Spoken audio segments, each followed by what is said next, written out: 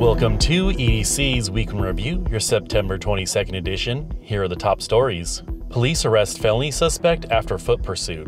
South Lake Tahoe police pursued and detained a wanted felon who fled officers on a bicycle across Highway 50. The suspect now faces resisting arrest and probation violation charges. Officers recognized the fleeing man and quickly set up a perimeter to contain him. Powerful atmospheric river may end this fire season. A significant atmospheric river could bring fire season ending rainfall to NorCal and hazardous winds offshore next week. The drenching rains may suppress wildfires but also bring flood risks. A bomb cyclone offshore is expected to produce gusts up to 80 miles per hour out to sea. PG&E seeks rate hikes. PG&E is proposing to raise rates up to 26%, frustrating county residents already overwhelmed by continuously increasing bills. If approved, the hike could cost customers over $300 more per year, exacerbating the financial strain caused by the utility's frequent rate increases and the nation's growing inflation. PG&E says the funds are needed to bury power lines for wildfire prevention, but critics argue the utility needs better financial management. Driver flees after crashing car. South Lake PD are searching for a driver who crashed on Julie Lane and fled, leaving an injured passenger behind. The hit-and-run driver now faces potential felony charges for the incident. Detectives are investigating to identify the suspect who recklessly abandoned the wrecked vehicle. Pretrial hearing set for father accused in infant's death. Kevin Van Shreef Kirk, accused of assaulting his infant daughter leading to her death,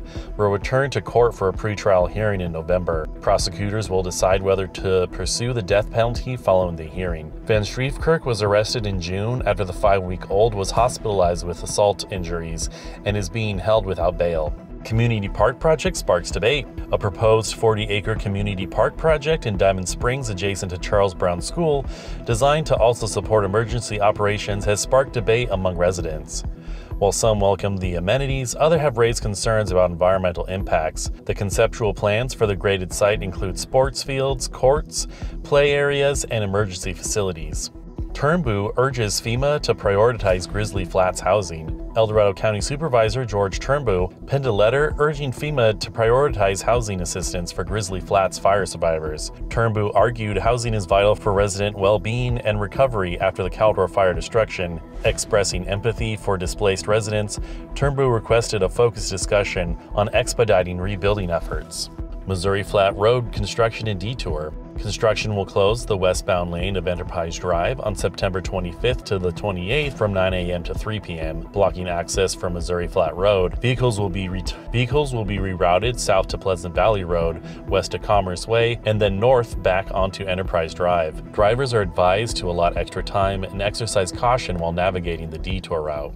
New Regional Fire Authority created. 4 rural fire districts united to create the El Dorado Regional Fire Authority, aiming to improve communications and reduce expenses. The authority allows the districts to collaborate on strengthening services. Officials expressed excitement about the partnership, which fulfills long-standing recommendations to consolidate fire agencies. County rescinds Christian Heritage Month. The Board of Supervisors rescinded its declaration of July as American Christian Heritage Month after much division in the community, and the ACLU threatened costly legal action over the decision. Board members reasoned the declaration was meant to be a celebration, and the divisive response was not the desired outcome. Critics argued the flip erases Christian history, while supporters said it promotes inclusivity. Stolen electric mountain bike recovered, suspect arrested. Deputies recovered a stolen electric mountain bike and arrested the suspect who took it from a Serrano home. The $8,000 bike was returned to its owner following the suspect's arrest. Detectives tied the theft to a vehicle seen on surveillance and tracked the owner.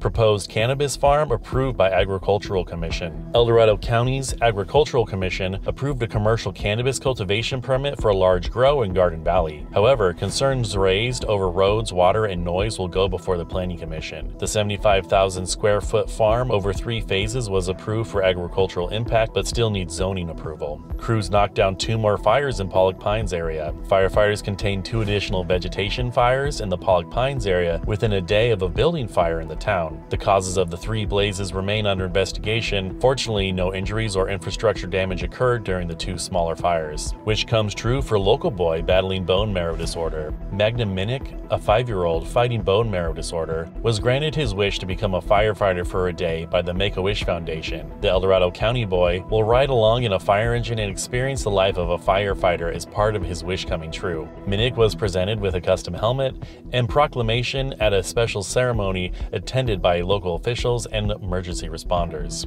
El Dorado High School revels in return of homecoming parade. El Dorado High School held its first homecoming parade in over a decade, electrifying students and community members. The parade was marked the revival of a classic school tradition. Floats, sports teams, cheerleaders, and homecoming royalty delighted spectators as they processed down Main Street. El Dorado Hills boy goes base jumping for 9th birthday. Adventure-seeking Max Hook went base jumping to celebrate his 9th birthday. Just last year, on his 8th birthday, Hook became the youngest skydiver in the country. Hook fearlessly leapt off a 1,000-foot cliff wearing a wingsuit for the exhilarating experience. The daredevil said the free fall felt like the going down part of a roller coaster. Blood Drive memorializes fallen Deputy Brian Ishmael. Law enforcement agencies organized a blood drive honoring fallen Deputy Brian Ishmael and upholding his spirit of service. The drive exemplified community unity and embodied Ishmael's commitment to helping others. His colleagues and local citizens came together for the poignant tribute, giving the gift of life to others. This has been EDC's Week in Review, your September 22nd edition. Thank you for tuning in, and if you like our content, please like and subscribe and share with others.